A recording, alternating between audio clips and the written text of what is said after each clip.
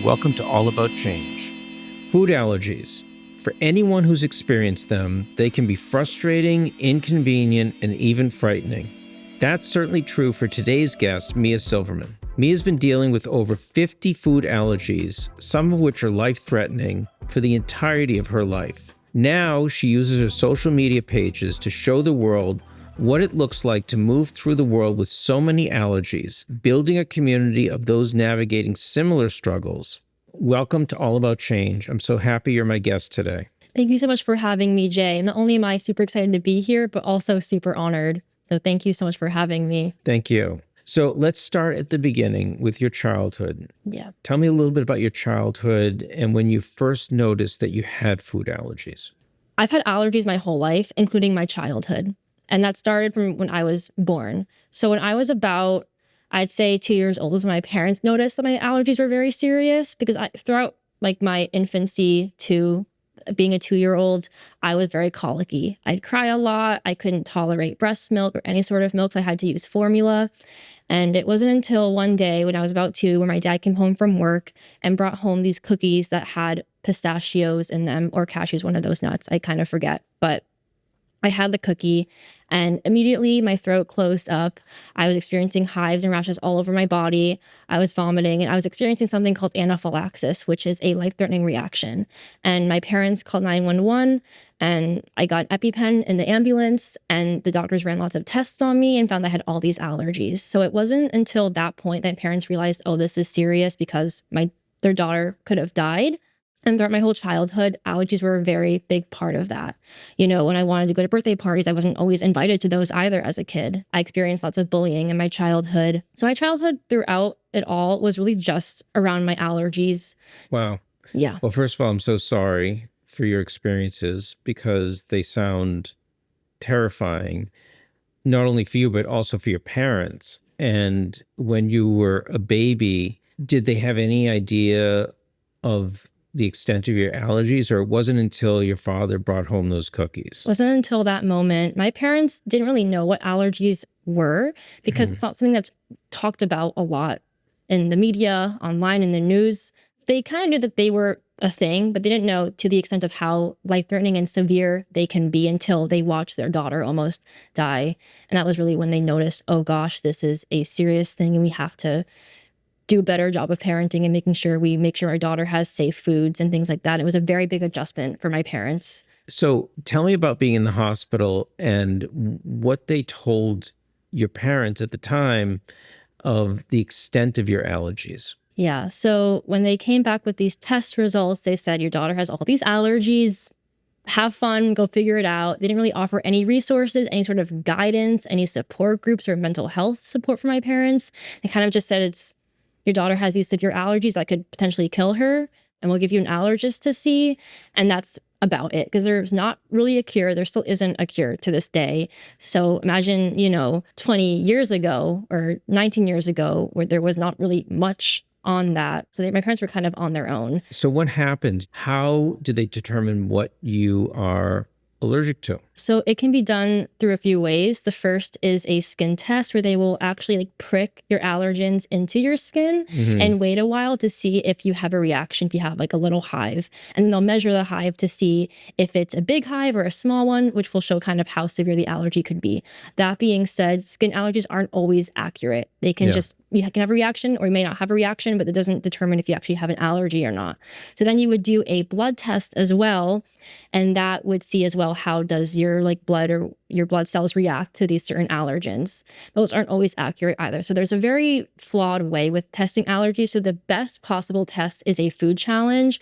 And that's only if your numbers are low on the skin and the blood test combined, where they would actually have you in the hospital and feed you little doses of the allergen every 15 minutes. And as each 15 minutes goes by, they'll add more and more. And if you do react, they will stop, they will monitor you. So that's kind of how they really test for my allergies. So tell us, what are you allergic to? Because it's a long list. It's a very long list. So I'm allergic to all nuts, including peanuts because they're actually a legume, but I count them as nuts, and their oils. So peanut oil, almond oil I can't have. I'm allergic to sesame seeds and sesame oil. I'm allergic to majority seeds out there, including poppy seeds, flax seeds, safflower seeds, sunflower seeds. I can have sunflower oil, but that's only seed oil I can have. I'm allergic to dairy if it's uncooked, which is a very weird allergy. But with my dairy allergy, I'm allergic to certain proteins in dairy. And when you cook it, like if you use cheese and put it on a pizza and it's heated up, it kills those proteins I'm allergic to. Okay. So I'm allergic to dairy if it's uncooked. So I can't have it in a glass of milk or ice cream or yogurt. It has to be cooked at a high temperature for a while. And same with eggs. I can have eggs only if it's in a baked dish because it dilutes it and it kills certain proteins as well. I'm allergic to all fish and shellfish except for tuna and cod if it's cooked. I'm allergic to a bunch of different spices like tarragon, sumac, za'atar, a lot of Middle Eastern spices I'm allergic to. I'm allergic to different food dyes, typically yellow and orange. And this can be also categorized as annatto, which is a like more organic or like natural food coloring, and then carotene and beta carotene. And these dyes can be found in Cheez-Its, like any sort of yellow or orange food. You'll find it in that. I'm allergic to sulfates. I'm allergic to lots of fruits. So I can't have watermelon, peaches, pears, apple, cherries, kiwi. And then I'm allergic to zucchini and eggplant. And a bunch of random other allergies to random natural flavorings, artificial flavorings, and things like that. So you have a long list of allergies. Yes. How common are food allergies in the United States and the world in general? So 33 million people in America suffer from food allergies. So I'd say it's fairly common. Now I believe the statistic is like 1 in 10 children have a food allergy in America. So let's talk about growing up when you're in grade school. Yeah. What was that like? Did the school accommodate you in terms of your allergies? Did they understand the extent of your food allergies? And how did your peers, your fellow, kids that were going to school with you, how did they react to your situation? Yeah. So it wasn't a very positive experience. From elementary school, all they really had was a peanut-free table at the cafeteria.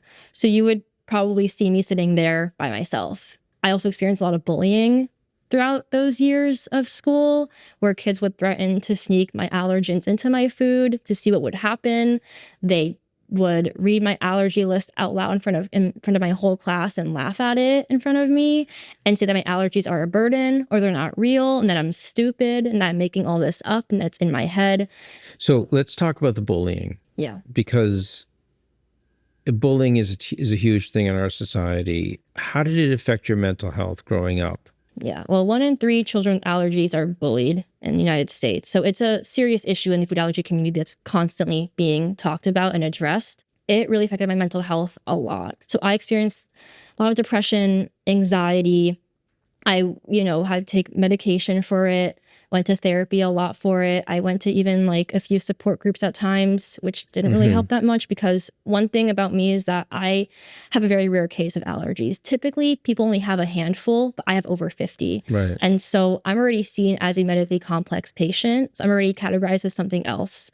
And so even with people in the allergy community, sometimes, like when I was younger, in these support groups and settings, they only had 1 or 2 allergies and they still were able to maintain a social life and I couldn't because I had it so much worse.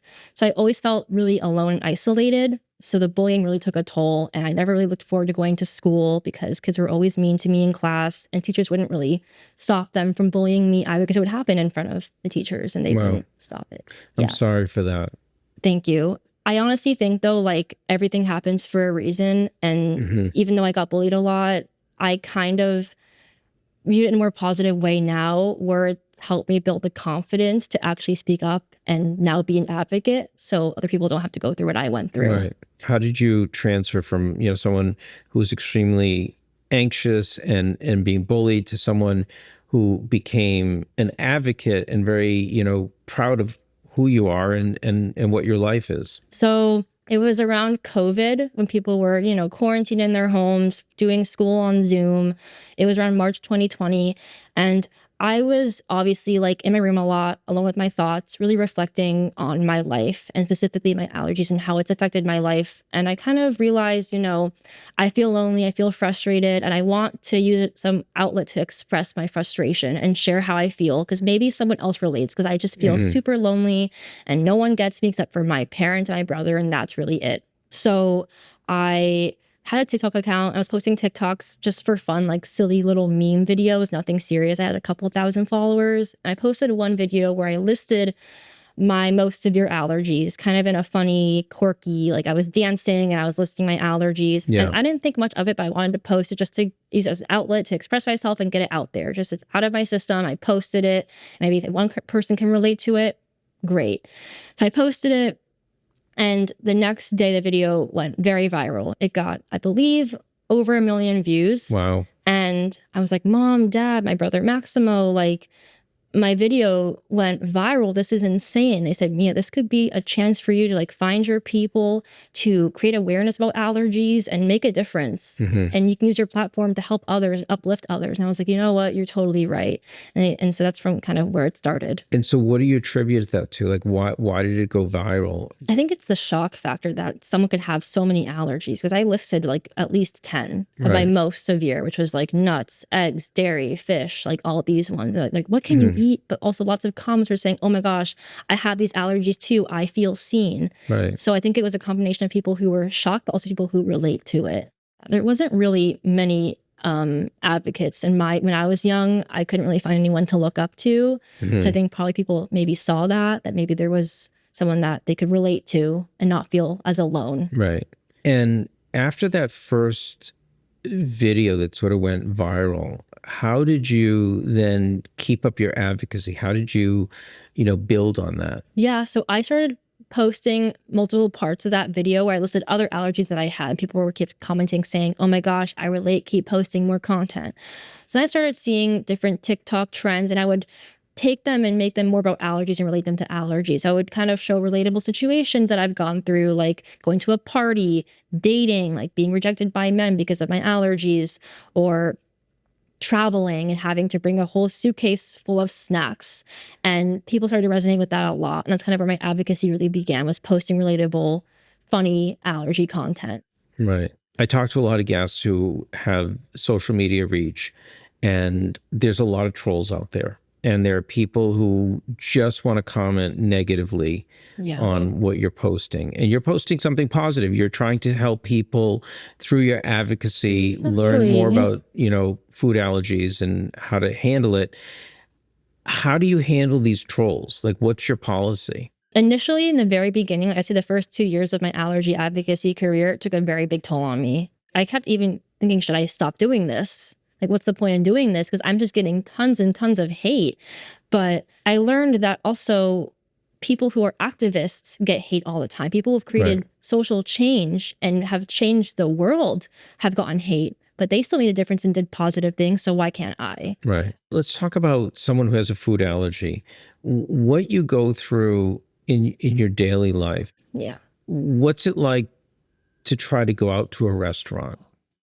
So I was thinking about ordering the sugar butter and whipped cream mini pancakes with some strawberries, but I do have a nut allergy and a sesame allergy and all seafood, including shellfish. If you could just like let the kitchen know to use like clean gloves and clean when they make. Okay, thank you. Oh my gosh, yeah. So you can't just go to any restaurant and eat whatever you want. That's something I wish I could experience, and that's a luxury and that's a privilege.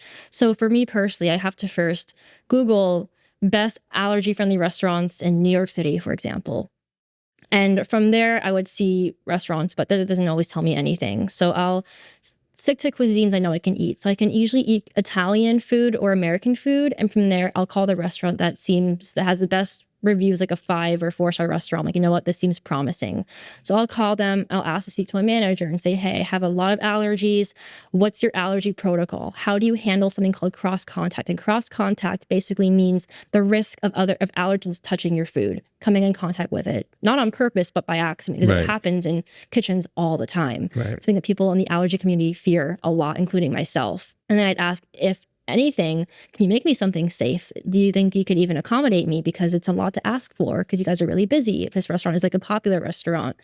And from there, if they say yes, I'll go forward and I'll go to the restaurant and I will again ask for the manager, talk to the chef as well, make sure, hey, are you sure you can accommodate me? And they say like, yes, they'll, make me my food, they'll bring it over. And I usually will ask again to double or triple check saying, hey, can you confirm that this is safe? So I've had times where I would be brought food that is supposed to be safe and it's sent me to the hospital. Wow. What is that like? You're at the restaurant, you're served something, you take a bite. Yeah. And then immediately something's wrong. Yeah. So for example, over the summer, I went to one of my restaurants that I really love to go to. And this is no shade to the restaurant because they handled it very well after. And I really appreciate it. So this is not me bashing them in any way. It was a mistake. But I ordered a like burrito bowl kind of dish and they brought it to me. And it looked like what I ordered. But inside there was like rice, corn, all these things.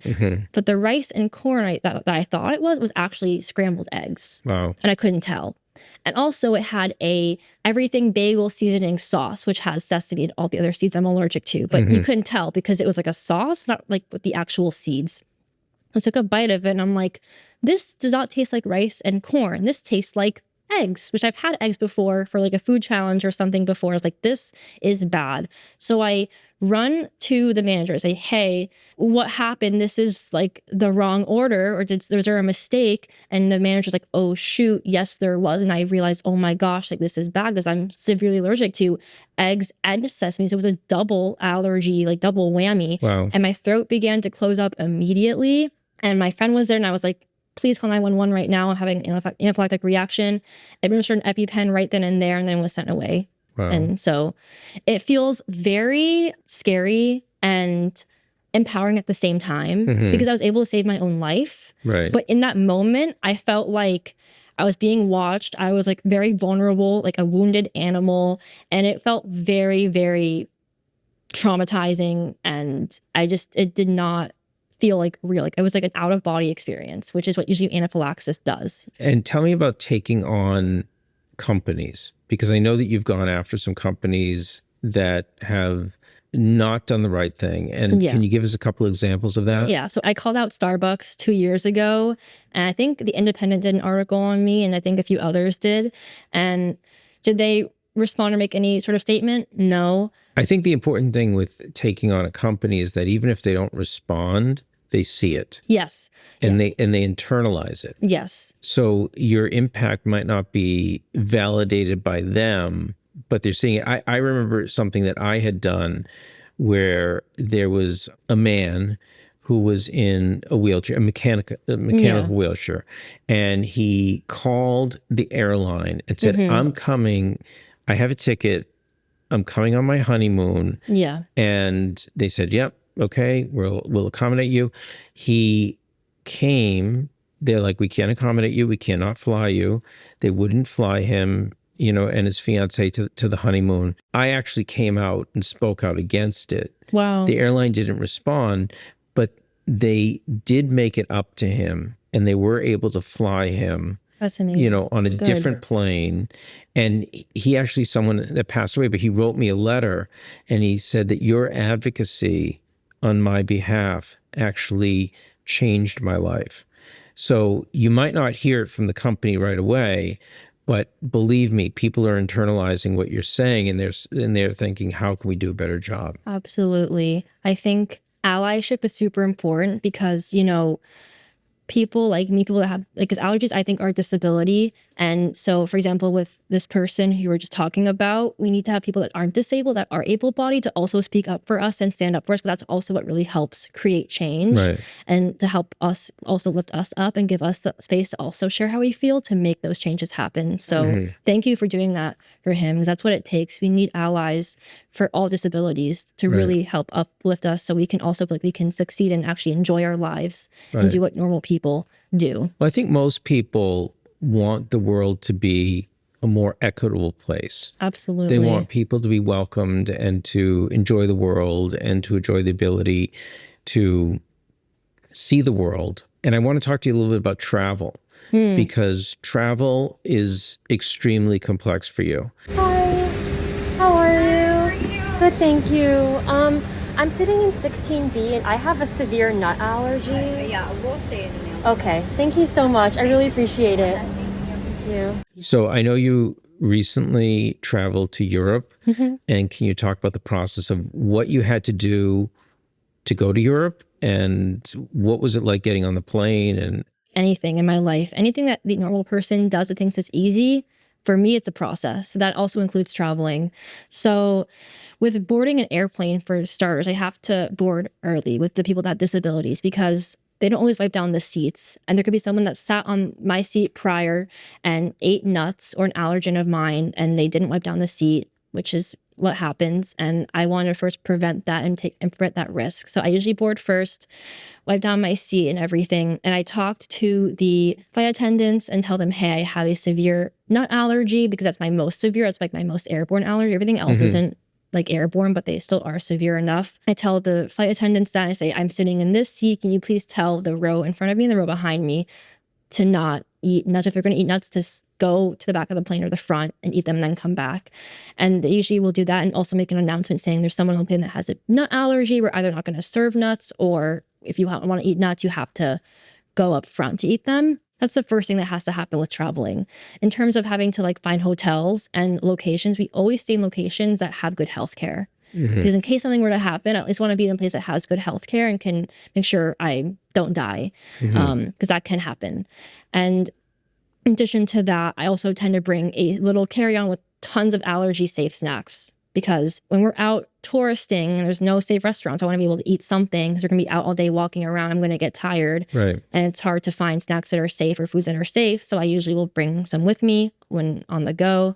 In addition to that, being able to have allergy cards in different languages. So I have allergy cards like that list all my allergies in Spanish, Italian, and Portuguese, for example. And so when we were traveling to like Italy, for example, years ago, I used that. But now because of modern technology, we have ChatGPT, and I can just use that, and it makes life so much easier, and it actually accurately translates everything compared to my previous cards. In addition to that, we have to make sure that we're staying at a hotel that usually when you stay at hotels, we'll call and ask them like if they can make me meals that are safe for me, which is really important. And that we'll look for safe restaurants. I'll look at them usually ahead of time a little bit. And sometimes we'll just kind of walk around and I'll talk to different like managers at different restaurants to see if it's safe.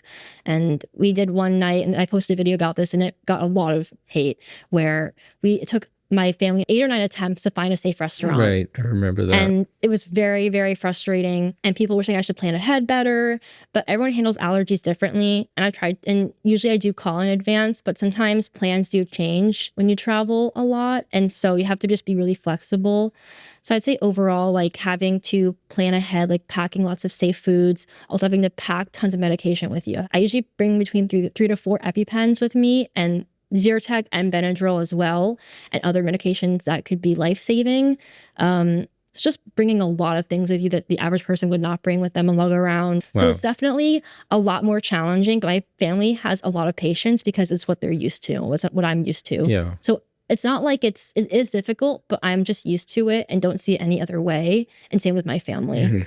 So your social media has become so popular that you've been able to monetize your social media. I mean, I know you're a student in school, Yeah. you're working. Does that help you in terms of your own life? Are you able to put that back into your advocacy? Yeah, so I'd say my food allergies or my social media page really helps. Like, first of all, it does pay my bills, which I'm very grateful for. And I'm able to, save money, invest in money, which I'm really, really grateful for. It's opened many doors for me in terms of like monetization, where if other brands reach out to me to collaborate with me, and large nonprofits and other large companies. So it hasn't necessarily like the money itself has benefited my career, but people have noticed that my account does get a lot of reach and views. And so more people want to work with me, and such as being on this podcast. Right. So I think that's kind of like what has helped with my career, not the money part, but. What organizations and companies have reached out to you that you've decided to work with? I've done work with FACT, which stands for Food Allergy Anaphylaxis Connection Team, and they're an amazing nonprofit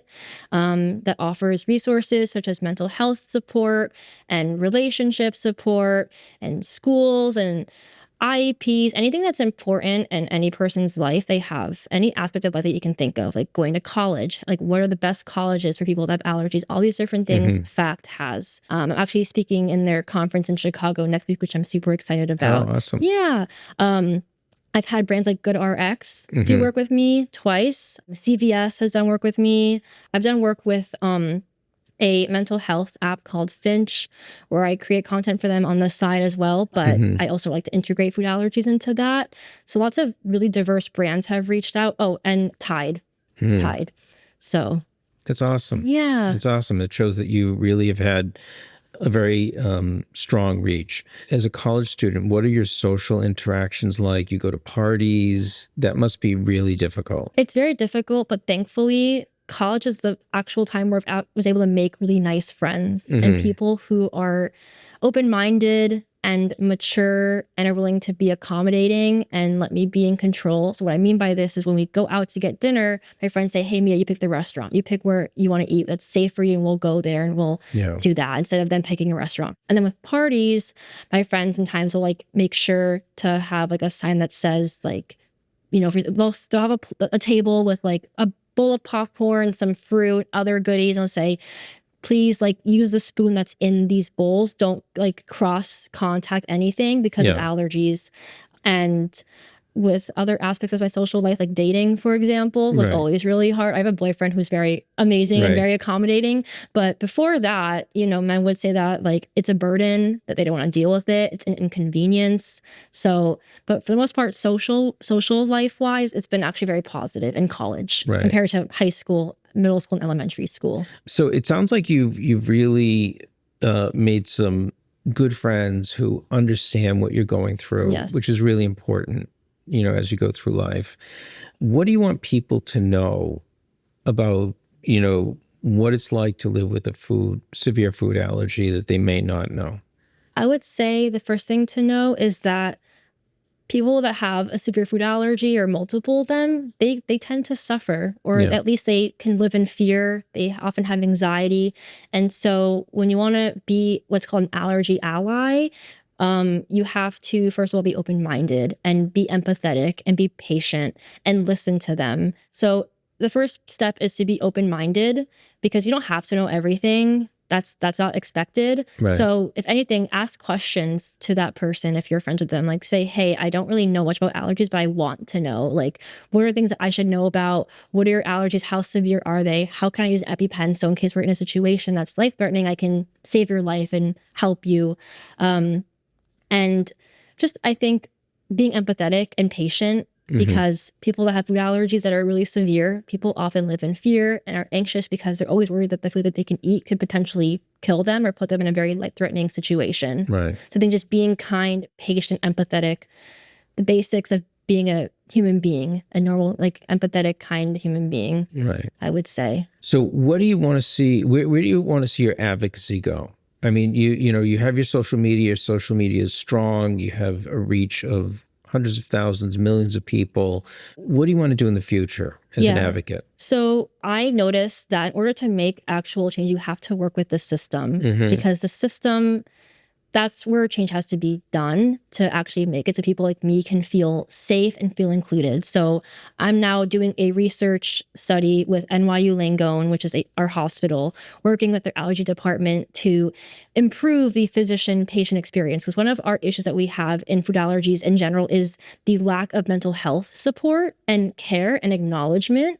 So patients that undergo a certain treatment, which is called oral immunotherapy, where they're microdosing peanuts, oftentimes they experience anxiety and fear, and the physicians don't know how to address it or how to best support them. So I'm trying to create an intervention to bridge that gap, because that's what actually will make a difference is working with the system, working with the medical system, especially because we don't always feel like we're seen or heard or validated with our mental health concerns. Because as I said, you know, earlier, I've experienced depression, anxiety because of my allergies and from bullying and all these different things. So I want to constantly work with the system to improve it so people like me feel safe. So I'm applying to grad school to become a food allergy psychologist, to one, do research to figure out other interventions to help people like me, and also physicians so they can also feel like they're doing the right thing and helping their patients the best that they possibly could. also offer mental health support to patients. I also feel like there's a lot of mental health that comes into play with food allergies, like anxiety, where people can experience allergy-like symptoms, but it's actually just anxiety, not anaphylaxis. I want my future patients to feel like they can be empowered with their allergies and really think they can live a good life and not let it stop them from doing what they want to do, what they love. And so, yeah, overall, I want to work with fix the system and help people on a personal level. Right. Because I saw a food allergy psychologist years ago and she changed my life. Wow. And that's why I want to do what she does, but also get really How'd involved. she do that? She changed my life in a lot of ways, especially with my reactions. So I would experience like hives and think, oh my gosh, I'm going to have a reaction, but it's just anxiety. So she taught me really helpful coping strategies, breathing strategies, and to really notice, hey, like how can I tell whether this is actually going to get worse and be a reaction or it's just anxiety? So instead of jumping to taking Benadryl like I used to do, she said, how about you wait 10, 20 minutes, drink lots of water, listen to some music, distract yourself, and see how you feel in 10 minutes. If you still feel bad, take a Benadryl or Zyrtec. But if not, then wait it out. And I noticed, like my hive went away. It was just anxiety. Right. And so kind of was able to realize, okay, when I'm having a real reaction, I'm able to now stay calm and know what to do so it doesn't escalate anymore. Because the more anxious you are, the more adrenaline you have, the more fear you have, and it makes it worse. It exacerbates it. So why can't you just learn to kind of stay calm and know that you're going to be okay and safe? And that's what she really taught me throughout the years, and it really helped a lot. And I feel like I want to help people that are in my shoes, because having food allergies are really hard and really scary, but you can also live a really great life. Yeah. You can still travel, you can still date, you can make friends. Like it should not stop you from doing what you want to do and living a good life. Well, Mia, I think you're mature beyond your years, and Thank you. You're really gonna make a difference in this world. I think what you said is something that's really smart, because a lot of times people see advocacy as shouting and complaining and pointing out what's wrong.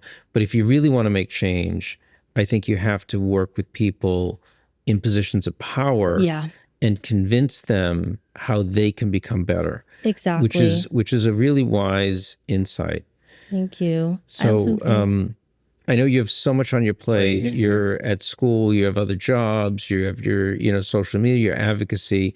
I really am in awe and inspired by what you do. And thank you so much for being my guest on All About Change. Thank you, I Jay. really enjoyed our conversation, and I'm proud of you. Today's episode was produced by Yochai Metal and Mijan Zulu. To check out more episodes or to learn more about the show, you can visit our website, allaboutchangepodcast.com. If you like our show, spread the word, tell a friend or family member, or leave us a review on your favorite podcasting app. We'd really appreciate it. All About Change is produced by the Ruderman Family Foundation. That's all for now. I'm Jay Ruderman, and we'll see you next time on All About Change. Au revoir, but not goodbye.